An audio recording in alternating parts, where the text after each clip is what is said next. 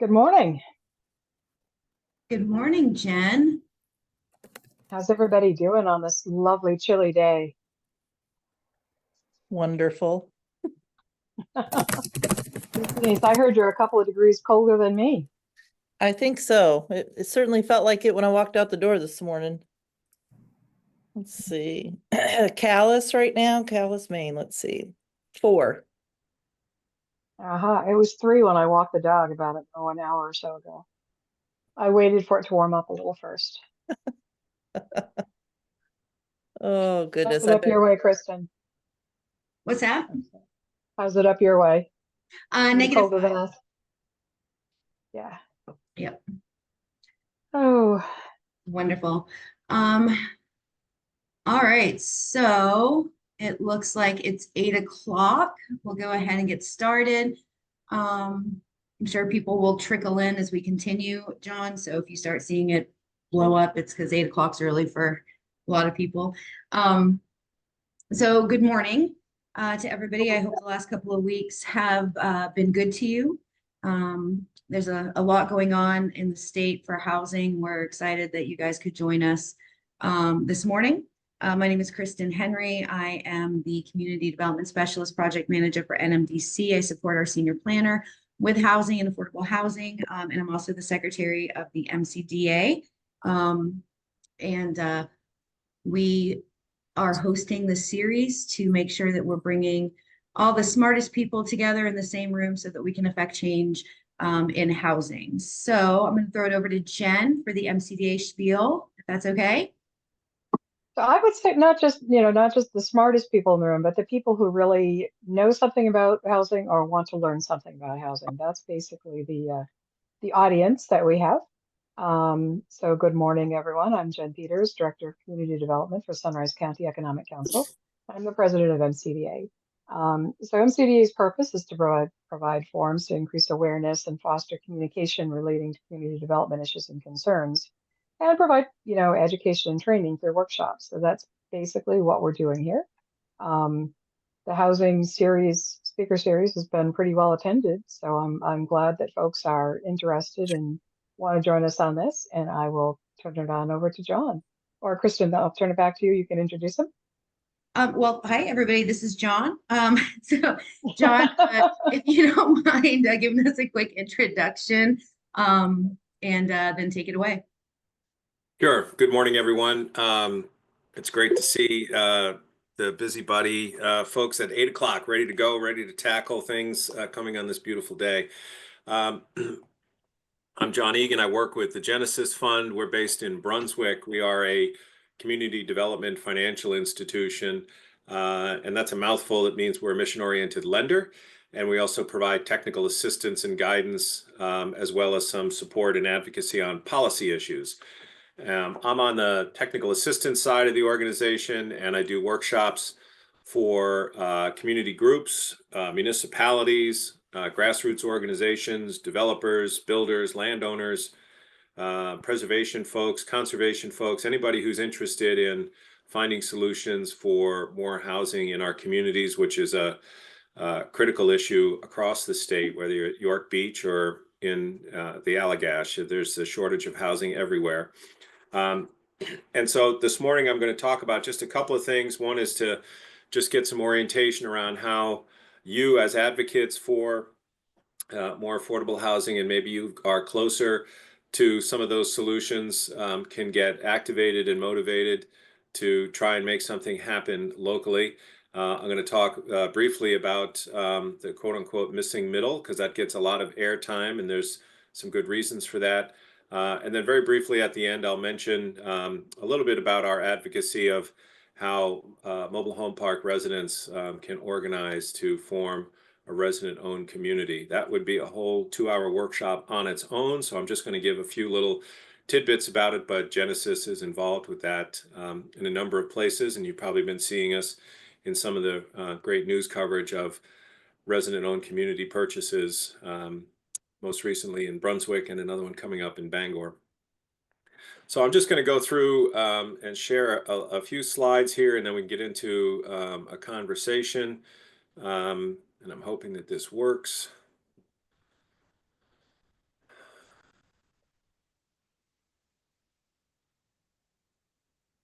All right, can everybody see that slide? Is that working? Yes. All right. So some of these slides, if you've been to one of our Genesis workshops before, you may recognize some of the text and some of the words. I put together this presentation this morning to be rather brief so that we can get into a conversation and get to your questions. That's really where the good learning happens. But the first slide here is a summary of the commercial that I just gave for the Genesis Fund. We are a lender, we're a technical assistance provider, and we work on advocacy and policy solutions. I'll be making these slides available through Kristen, so a quick email to her or me, and I can send you a PDF version of these, which is a lot easier to email around without all of the volume of the photographs that come in a PowerPoint show. So I'll be happy to email that around after the presentation. So how did it get this bad? Part of the discussion that we have is to try and give some context to small communities, rural areas, organizations, folks that are sort of recognizing the housing issues hitting them in the face without having had a lot of background on sort of what got us here. And it's been something that has been building for a while, even though there are lots of anecdotes about the pandemic caused it, or influx of out-of-state residents caused it, or interest rates caused it, or there really isn't one particular item that has. So I'm going to interrupt just for a second. If I could please ask folks to mute, that would be great. Thank you. Thank you. There isn't really one pinpoint item to say, there it is over there. That's what caused the housing crisis. Unfortunately, it would be a lot easier to solve if there was something hiding over there behind the corner. It's been something that's been building for a while, but essentially the net result is that the usual fixes where you have an increase in demand and the market steps up with supply, that's not happening. And it hasn't been happening for actually quite some time. And so what's aggravated the breakdown of that wheel is that we've also been just underproducing housing units in most places for quite a long time. Some of it has to do with in the 2008 economic recession, a lot of contractors lost their shirts and left the business. And we were under capacity here in Maine, as in many rural areas. The larger urban contractors were able to diversify and make it through that. But many left the business, and as you well know, we have a dramatic shortage of young people coming up in the trades. So there's not a lot of folks that are taking those hammers and saws into the next generation. So we've been underproducing for quite a while. And then you add on top of that opportunities that were created by the pandemic, such as people telecommuting and realizing they could live in a wonderful place like Maine and still keep their job in Philadelphia or Washington, D.C. or wherever it might be. And just enough of those folks have been entering Maine to pick up what small supply that there might have been in our more conventional or more typical real estate market. So it was an accumulation of a number of things that were going on. And I'm not any sort of an expert on economics. I'm reading all of this out of various reports that are available. I'm just trying to be a messenger for this information so that we can get to the solutions faster. On the right here, I try and just get folks oriented to understand what's really happening in your local community. That includes understanding where the data is and how to get to it. There are some really good reports now. Sorry, that should have happened. There's some really good reports now that can provide data all the way down to the local municipal level. The state of Maine and Maine Housing published a report 2 years ago with a consultant called H&RA that's now got a website on the DECD homepage. You can find out a lot about what's going on in your community. And then there's just been recently a published report about what actually municipalities in the state can do to try and get out in front of these issues. So there's a lot of good information, a lot of good data that's already out there. Finding the resource conduit for it is is available, and we encourage people, if you haven't found it yet, to contact us and we can point it in your direction and send you the links and the reports.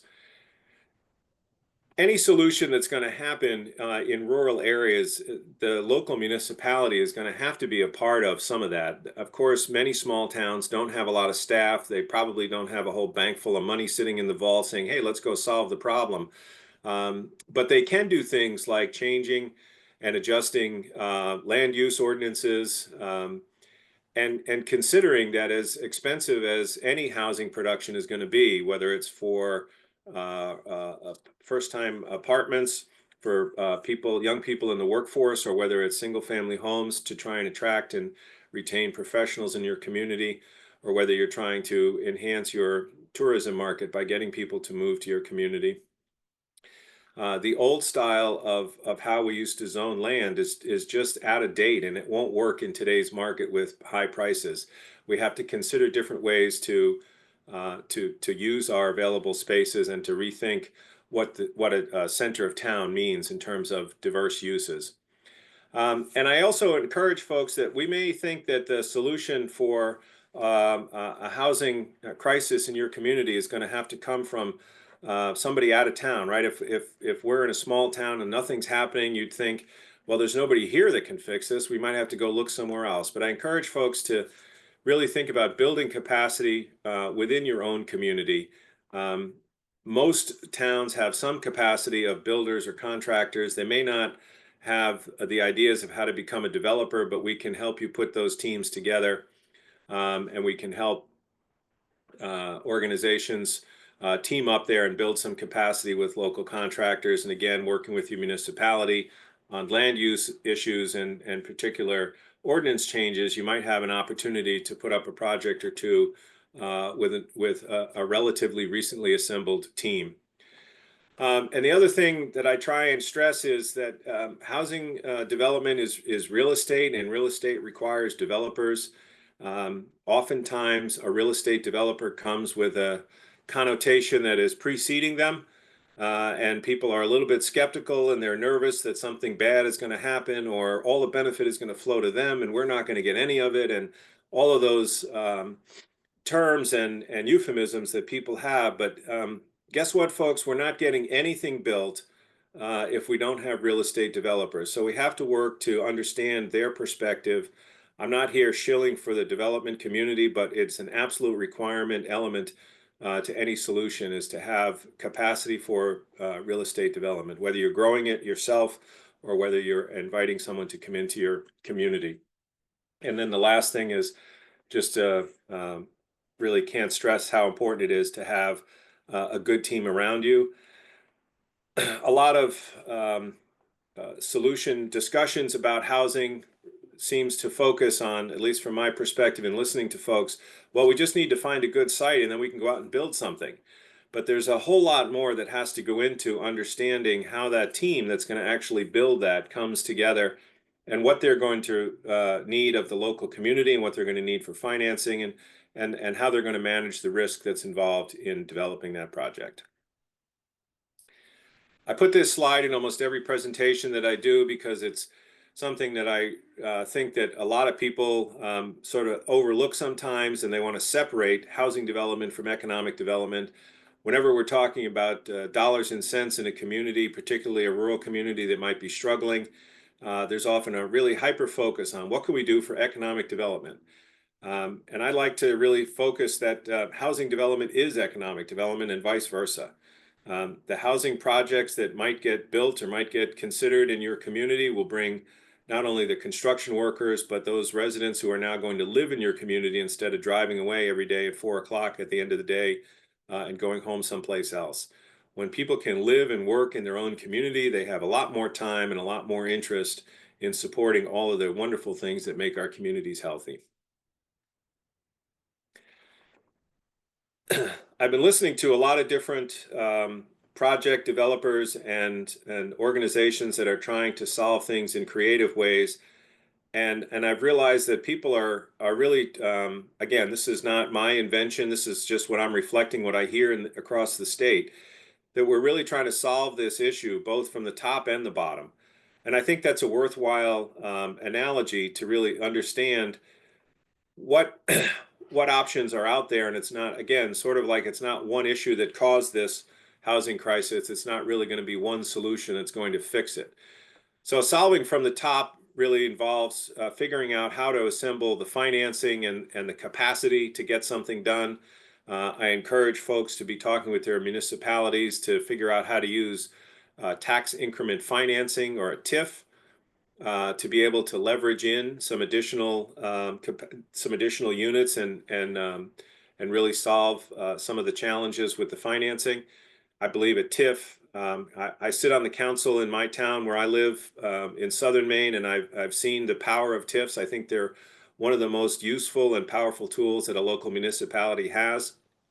And if you're in a community or you're part of a community town government and you haven't used one before, I encourage you to consider learning how your community can really leverage the TIF. It gives you a big handle to pull on how to make something happen with a project. And it doesn't have to mean that, it's a giveaway. That's often the context that comes. People are unsure about what a TIF is, and they just think the developer is going to get rich. Unfortunately, there are a few examples where things were not in balance, but by and large, TIFs do what they're supposed to do, which is to encourage the right kind of development to lead to economic prosperity in a community. So I encourage folks to learn more about those examples and understand how to use them as a municipality. And if you're reading the news at all, you can also see that it's important to be solving this issue from the top by talking about how important it is to get housing in your community and to understand how powerful a few loud voices of NIMBY, not in my backyard, can really be to stall, if not delay, and even prevent good housing projects from coming forward. There's a very common thing that people will show up at a public meeting. I've been to many of them around the state, and they will start their comments by saying, I'm not against housing. I just don't like, and then fill in the blank about the project that's on the agenda that evening that might be close to them or might be next to a particular part of the community that they don't want to see any change in.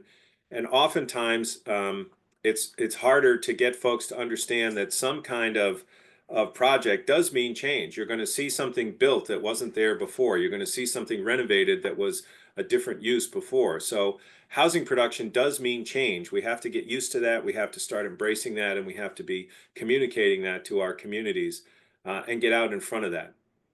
Solving from the bottom is understanding that we can't just fix this issue by finding more money, whether it's public sources or private sources. We also have to change the way we're developing housing. We have to consider different ways to design those units. We have to very likely make them more dense. We have to put more units on the same piece of land. I think we might have to consider, even in rural areas, that a single family standalone house, while being an element of the charm of our community, is probably not feasible unless you're way at the top end of the market. So we have to give a chance for people to have home ownership in different models. And that can mean townhouses, that can mean smaller buildings closer together, using cluster development, changing some of our uses about having one house every 2.5 acres to maybe having 6 houses on a half acre or 3/4 of an acre, and preserving the rest of that space for conservation or green space.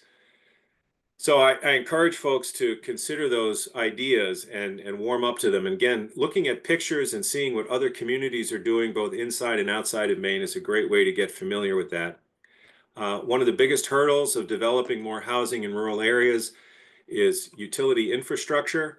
We're blessed in Maine that just about anywhere you can drill and probably find water, but it's extremely difficult to get a sewer line extended in a rural community. The dollars are just so steep, and the user fees from such a rural density are going to make those models very difficult. So there are some technology solutions for checking out ways to do group septic systems and active treatment, so that you're not so reliant on a septic field in the traditional sense, and you can do more.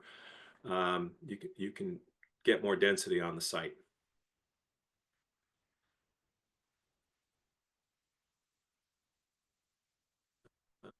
I'm not sure why my slides aren't advancing here.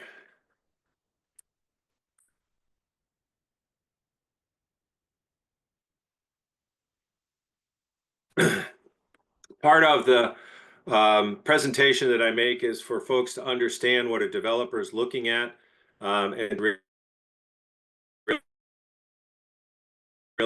we're talking about the issue and not necessarily sort of the tools that a group might embark on. But this would be sort of a second hour of our conversation, is to focus on understanding what goes into a project. And I've developed essentially three sides. My psychology class from a million years ago told me that most people can hold three ideas in their head for any length of time, and you go more than three, and it starts to dissolve into one another. So I've tried to distill down a project model into three sides that have to do with understanding where you are, the site, selecting the site, or working with the site that you have in place, and understanding what it means to work with utilities and usages. Obviously, zoning or land use ordinance activity is the biggest one. The second side is to really understand what's going on with the financing. Oftentimes, people will want to go right to that one immediately after they found the site and say, how much can we borrow? And without really understanding a lot about what the actual project is going to look like and what it might require.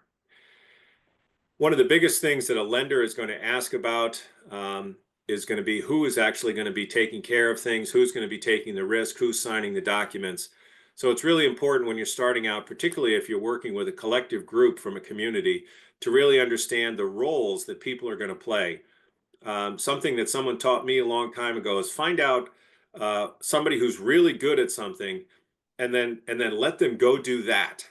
And trying to get an architect to be understanding the legal documents and how to work with Maine Housing's financing documents is not the place for that architect's best efforts. Their best efforts are on designing the building and getting a local attorney to understand how the geology of the site is going to require compaction and how we deal with wetlands. That's not really what you want your attorney working on. You want your attorney working on the legal documents. It sounds intuitive, but it's amazing how many times we get a small group together and people think that they can just tackle the whole ball of wax. And that's why I was describing earlier how important it is to assemble a really good team. These are the three elements that can describe most real estate projects, whether it's housing or mixed use or even commercial activity, to understand what's going on with your site, to really understand how you're going to pay for it. There's lots of details about how much the lender is going to put into the project and how much equity you might have to bring in, how you fill that gap with grants or support from a local community or foundation or fundraising or someone's contributed land. All of those things go into the mix of how we put together the financing. Very rarely today does someone say, I'm going to go build a sixplex down at the end of Elm Street, and I'm going to go borrow $800,000 from the bank, and I'm going to put $200,000 of my cash in, and I'm going to build my 6 units for $1 million and rent them out starting this fall. That just doesn't happen anymore because conventional financing generally won't support that construction because the cost is too high and you can't recover it from just the rents in just about any community. You need some sort of lubricant in that financial stack to make those things work a little bit better. That could mean something like donated land. That could mean something like I'm going to put 9 units instead of 6 units because I got a zoning waiver, or I'm allowed to put more units on my land because of what the local community is able to do. Those are some of the fixes that you can approach with trying to solve these gaps and these hurdles that you have to get over from the financial side. I'm not going to go through these, but this is a list of Maine housing programs. As well, on the right-hand side, some of the other federal sources from USDA and from HUD. Again, there would be a whole hour talking about any one of these programs. Maine Housing did just have a funding round, meaning they were accepting applications for the first two on the left side here, the rural rental affordable and the affordable home ownership. Genesis was involved in supporting a bunch of applications for both of those programs. They're both grossly oversubscribed, so there's way more demand than there was money available. The LIHTC is the Low Income Housing Tax Credit. That is a more complex. There's about 6 or 7 of those that are funded each year in a once-a-year competitive round, and then Maine Housing occasionally has a second round with a different version of the tax credit. But generally about 10 or 11 projects a year are built, which is great. They're wonderful projects. They're highly efficient. They're state-of-the-art technology. They're often very attractively priced for the rents, for the renters that are get to live in there. However, it is far from solving the demand that we have in many communities. This is an extremely competitive program. There's a finite amount of tax credits available, so the developers that are good at it end up getting repeat projects. And while I said that the projects are fantastic, we're not going to solve the thousands of units that we need by doing 10 or 11 projects with just this one program. We need a broad effort of funding opportunities for both rental units and home ownership. And that broad effort includes a lot of different partners. Maine Housing is the primary partner. They're excellent to work with. They have a great opportunity to be a part of many, many projects with the available basket of funds that they have. But it does require more than just their help. We have to work with lots of different partners to solve these challenges. A lot of times I get asked, or people are talking about, what happened to the missing middle, right? The affordable housing gets a lot of attention. Most of the money from Maine Housing's programs go into income targeted for 80% of the area median income, which is a bracket of households that are just below the median for a particular community. It comes with long-term use restrictions and rent limits and a bunch of other requirements. But what about the people who are working households with 2 income earners who are earning just a little bit over those income thresholds, and they can't qualify to move into one of those apartments or buy one of those homes, but they still can't afford to live or buy what's available in our marketplace? And the missing middle is really what we used to describe as the ordinary conventional single-family home market. And many times when in communities where we had a more healthy real estate market, folks would start out in a rental unit, start a family, need more space, save up some money, and then go buy their first home, often smaller than they wanted, or maybe not as spiffy as they wanted, but they fixed it up and moved on. And that sort of progression through types and price ranges in a housing market contributed to movement, and that movement, it was continually opening up other units for more people to come in and out of the real estate market. That has been shut down because there's no supply. And so the challenge is that people who even have the money to go buy something can't find anything that they normally would have been able to afford. So it's a very difficult dynamic to fix without a massive change in supply. And that's only going to happen if we add more units. So we have to start by adding units where we can and using the public resources that are available. That will produce more units for various segments of the income brackets that are across our local communities. And eventually that will start to have some movement. But we also have to find ways to encourage the private market to start developing houses for people who work in that community and not just the very high end. And the way to do that, or one of the ways to do that, is to allow them to build more units and sell that same piece of land, that same 5 acres, several times over. So not just for 2 houses, but maybe for 10 houses. And then the cost of developing that land can be spread across a larger number of units. So it's pretty simple math when it comes down to understanding what are the hurdles for new construction of single-family homes, whether they're townhouses or standalone buildings.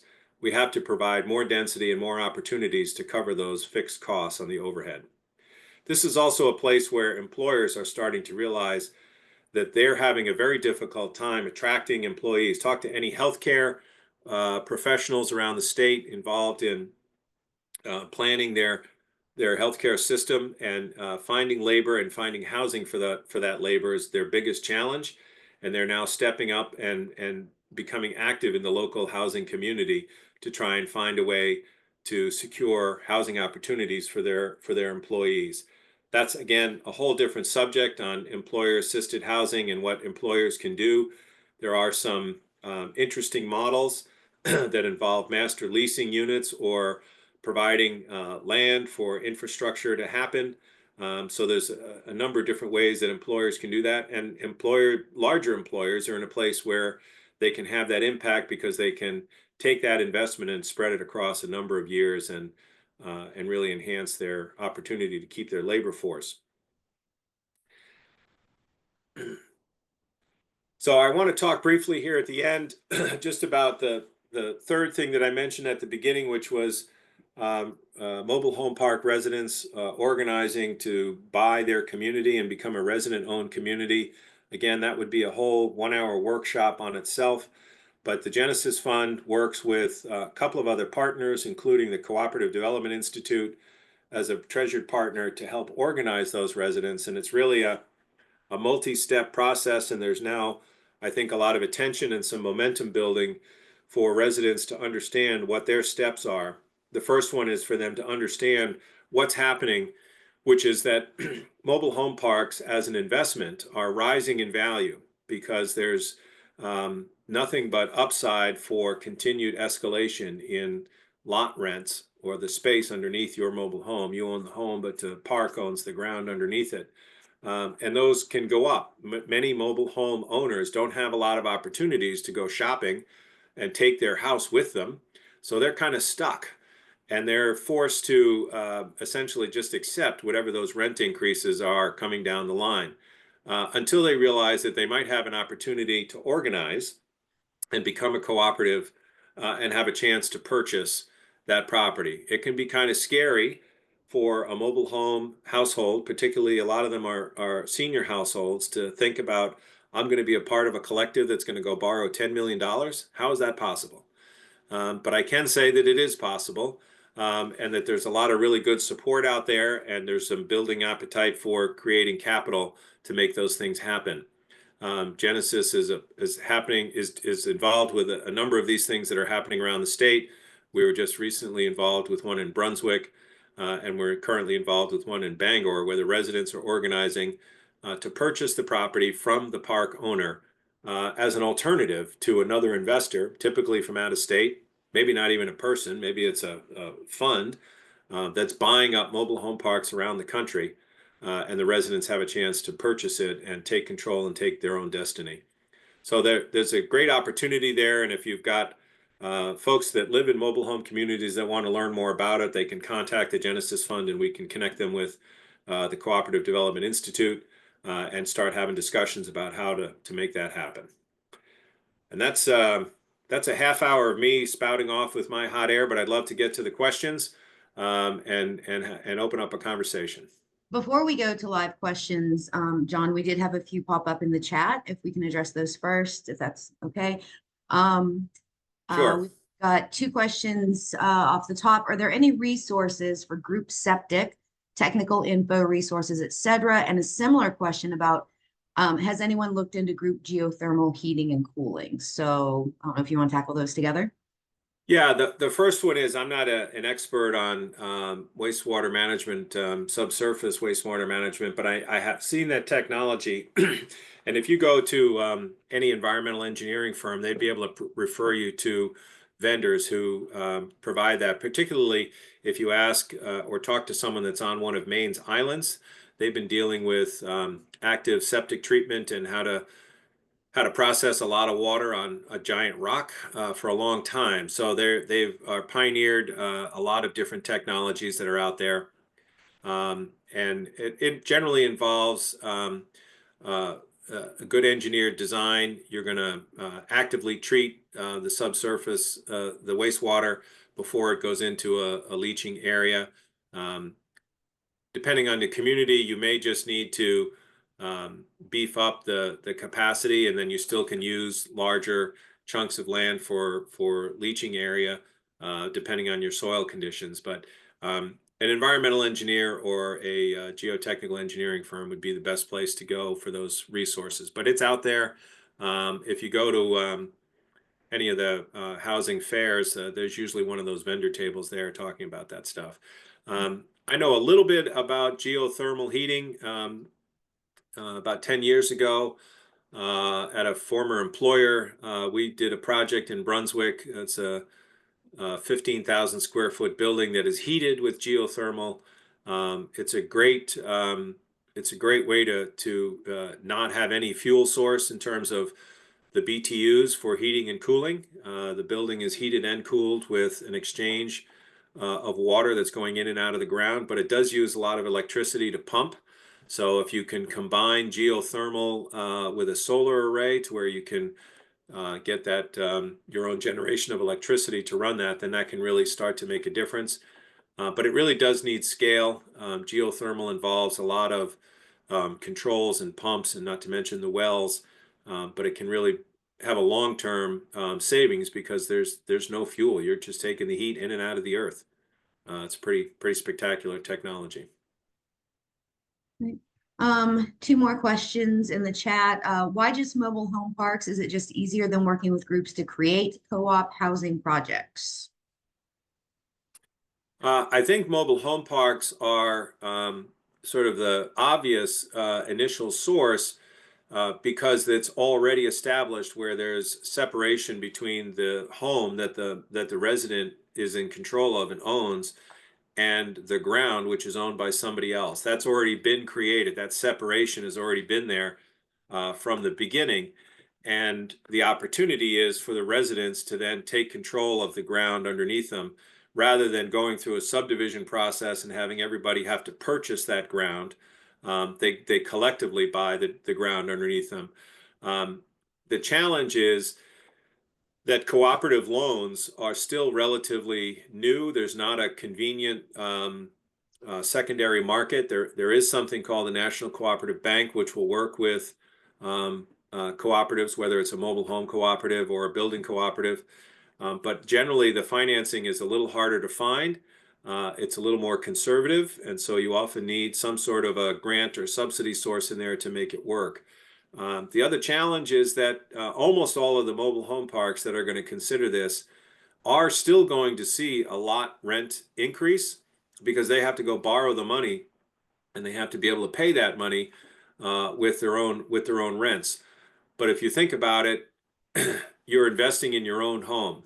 You're paying a little bit more per month for the lot rent, but you're getting to keep that equity, and you're getting to keep that profit that's going out the door when somebody else owns that land.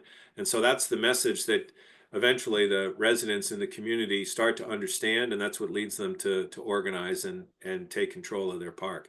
But it is true, you can do cooperatives outside of a mobile home park, and there's a great example in Lewiston. There's an organization over there called Raise Op, RAISE-OP, and they just recently opened up their third or fourth project that is cooperatively owned in downtown Lewiston. All right, one more question in chat. By the way, Jen posted resource potential for cluster septic systems if anybody's interested in clicking on that. So we do have the question, do you have any activity in Washington County? And then I think we could probably go to live questions after that. Yeah, we're actually working with the town of Jonesport right now to try and figure out how they can find a way to purchase some former Coast Guard housing in their community. I'm also working with Tom Mishu at Sunrise Opportunities to look at how to purchase an expiring use federally assisted property from USDA. Well, it's financed by USDA, it's owned privately. So we have some activity out there. Some of the demands out there are difficult because it's harder to get developers and contractors to make that trek out to Washington County, which is why I really try and encourage folks to think about building your capacity right from the homegrown local area. And it's really focused at that point on just getting the good resources and training and technology and financing to those groups so that you can solve the problems with your own capacity locally. unlike a lot of places in other parts of the coast of Maine, my perception is that there's still a pretty good opportunity for to acquire the right site. You still have to work on getting utilities, water and sewer restrictions, and are real in any rural community. And that's really the first place to start, is to get those sites as close to that infrastructure as possible. But if not, then yeah, then you'd be probably doing a smaller scale series of scattered projects.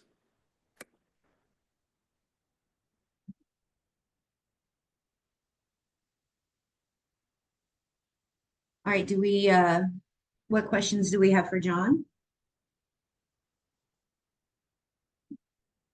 I see Annie. You're still muted. All right, thanks. Good morning. In our town, we have a workforce situation that has come up, and an employer is looking at a home across the street to house his employees, sometimes seasonal ones, sometimes full-time. It's reasonably priced, but beyond their ability to pay. Is there a way that a existing home can be purchased, renovated, with any kind of grant funding that's out there, either for the purchase price or to do maintenance ongoingly for workforce housing specifically? And are there any special perks for workforce housing when it's very specific, very individual? This is a very rural community here. Yeah, it's a very common dynamic, Annie, that employers can't find their employees or can't hold on to their employees because they don't have any local place to stay, and it's hard to work on a service economy job if you have to drive 55 or 75 minutes to come to that job each way. So that's a solution, but the fact that the real estate is out of sight for the employer, I don't know of any programs at Maine Housing or at HUD or USDA to focus on that, other than a much larger project. If I know that USDA has funding eventually, I'm not sure where it is in the budget right now because I haven't done it in a while, but for agriculture and farm labor workers, but it doesn't sound like this is a business that is aligned there. Yeah. The best solution might be to see if there is an opportunity for someone in the community, a third party, to actually buy the house and then master lease it to the employer. And often, if you can figure out the numbers, the master lease amount, in other words, for the employer to have the security that their employees are always going to have a place to live, whether it's March or whether it's August or whether it's December, that they're willing to pay a year-round master lease for that. And that might be a little bit of a premium for what's in the community, but they're essentially buying the certainty that they're always going to have control of those units. And so if that master lease can go up a little bit and be guaranteed by the employer, then somebody might come in and say, okay, well, I can go arrange the financing to buy this place and I'll master lease it. And so my loan payment is going to be $2,400 a month, and I'm going to be collecting $2,500 a month in a master lease. So that works for me. I'm making those numbers up. But that would be the kind of thing that you could take a look at. There are real estate opportunities, in various places, and there's usually someone someplace who's willing to purchase the real estate for a good deal as long as it works. So it's just a matter of putting those things together and finding the right partners. Thank you. John, I see Deb Johnson has her hand up. Hi, sorry, I can't keep quiet. So Annie brought up a really good point, and we've seen this a lot. So I'm Deborah Johnson. I manage the state CDBG program. And we do a lot of projects, one-offs kind of like that. And we partner with John's group a lot on preserving existing housing. And I can't emphasize, John, what a great presentation. You just hit everything so spot on.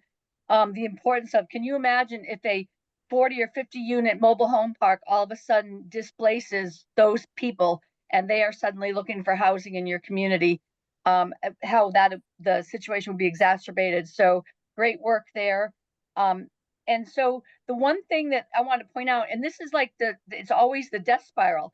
If that house in Brooksville is priced too high because of the market, and you sort of pull all this together and pay too much for that property, you're doomed from the start. And so that's where it's all, you can't acquiesce to the market charging too much. At some point, we've got to suppress these values and these purchase prices. And it just happened to a little business that we were working with. And Kristen, up in Presque Isle, she paid too much for the business initially, and everything snowballs in a bad way from there. So one of the, and I've been talking for 6, 7, 8 months about this issue, is you can't just go, let's go find the money to subsidize the purchase price, which is too high. And so until the entities stop, and you couldn't with federal dollars in our world, you couldn't, you wouldn't be able to pay too much for it. But you've got to be able to get down to the nitty gritty where people realize they cannot just sell their property at any price they want. And I've actually seen a little bit of movement there. John, you can speak to that if you've seen it. Things seem to have settled down a little bit. In Brunswick, even I've seen some rentals that have stayed on the market a little bit longer than they were before, but it goes down to that purchase price of whatever site you're talking. And that's where John's point about municipalities.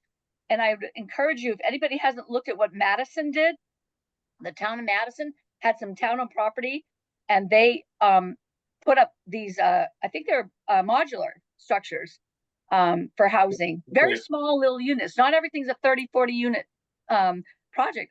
If we could ever relax the restriction on new construction for CDBG, I don't know if any of our federal delegations out there, but I'd go into a little municipality and build little tiny starter homes one at a time on municipally owned lots that you give to the low-income housing owners. So, but yeah, my point is, don't pay too much. That's always the death spiral, is when the cost of the site is too much, you can never make it whole. So that's my 2 cents.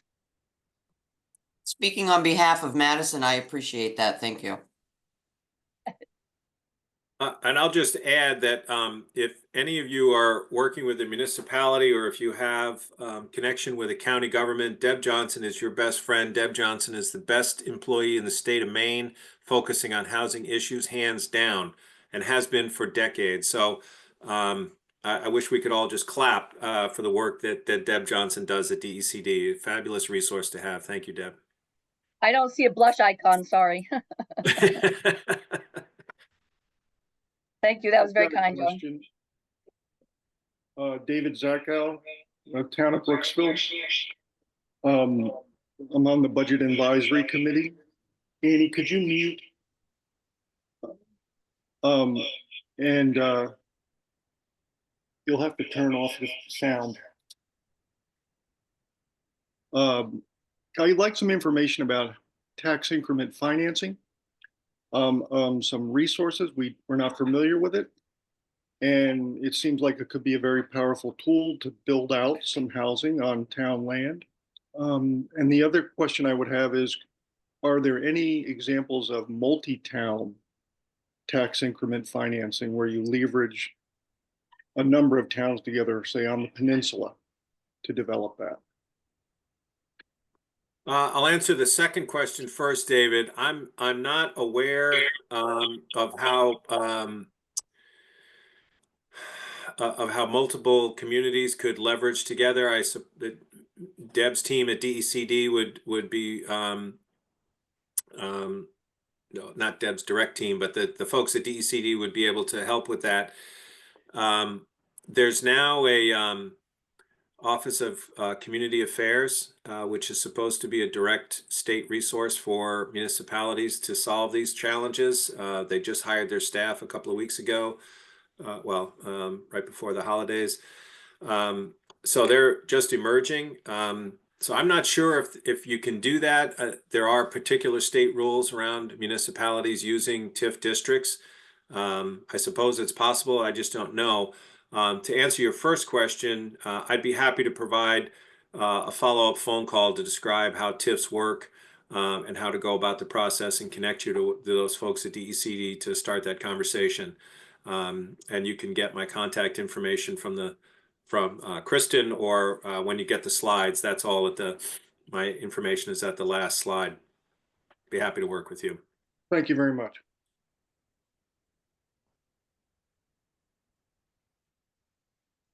And we have Deb, again. Yeah, You want- sorry. So I just put the link to Maine Housing. Maine Housing does the affordable housing TIFs. So I just put the link in the chat, which is very specific to housing. There's also in the municipal TIF program, which I have a staff person, Tina Mullins, who's the she manages that. And there are issues in the municipal TIF program that you can use it for affordable housing.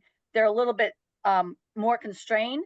But the challenge that John said about multi-towns is in the TIF statute. It's very specific to where you can use those TIF revenues. So yeah, the ability for multi-towns to have a same TIF has not been done. I'm not sure you can do it statutorily. But the first place to go to is Maine Housing and their affordable housing TIF program, which is a first place to start. And that's why I put the link in there. Okay, I'm not sure that The link's not coming up. Oh, it isn't? Oh, Sorry. hold on. I think I have to hit send. There you go. So I'm technologically challenged. But you're brilliant in so many other ways, Deb. We love you.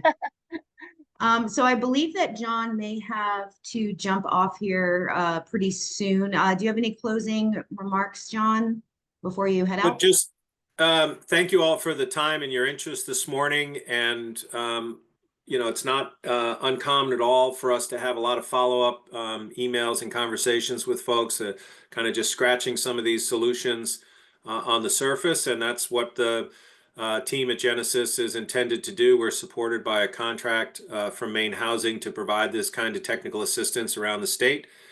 So all of this material that we can share with you and all the time that we spend with you is covered by that contract. And we have some resources. I'm far from being any kind of an expert on this, but I like to think that I'm in the middle of kind of traffic control to help link solutions with challenges, and love to do that. I'm sorry I have to cut out here, but I have to get to another meeting shortly and need a few minutes to get there. But thanks anyways. Thanks so much, So John. John, if I could just put in a real quick question to you. You had mentioned, for the second hour of the presentation, you could go into this other information, you could describe a little bit more on some other things. Would it be helpful to invite you back for a second go during this workshop series to be able to talk a little bit more, speak a little bit more about TIFs and other resources Sure. that might be beneficial? Yeah, be happy to. Yep, be happy to do that. Okay, so we'll see what we can do about that. We've got one yes in the chat, so hopefully others would feel the same way. Thank you. Great. Thank you. And if the rest of you could hold on for just a moment, I do have some housekeeping. John, we'll talk soon. Great. Thank you very much. So we do want to remind everybody that we do attempt to put this up as quickly as possible on our MCDA website. I think Jen can pop a link into the chat if you have a moment to do that. It may take a couple of days. I know that there are a lot of questions coming out of this particular speaker series. So if you would like to shoot me an email, I will send you his slide deck. If you need it just quicker, then we can get it up on the website. If that works for you, it is khenry@nmdc.org. And we'll get that info to you. In addition, I just wanted to mention that MCDA and HUD are working on something big in the housing. I'd love to give you a save the date, but that's still up in the air. So I'm going to give you a stay tuned for some really cool things coming, and make sure that you are keeping in touch with us. Jen, do you have any other housekeeping before we let people get back to their morning? Just the next session is on is it the 19th? Yes. Yep. Yes. I believe it's the folks from HUD who are going to be talking about what some of the HUD programs related to housing. So that should be another good opportunity, I think. Oh, Denise, I Yes, see your Denise. hand. Yeah, I don't know where my little wave hand button is on the Zoom, but two things. Deb, can you repeat your email again? the email that was just given up to be able to get information? Oh, for, You mean oh, Kristen? Kristen, yes, I'm sorry. that's it. It's K Henry, KHENRY at nmdc.org.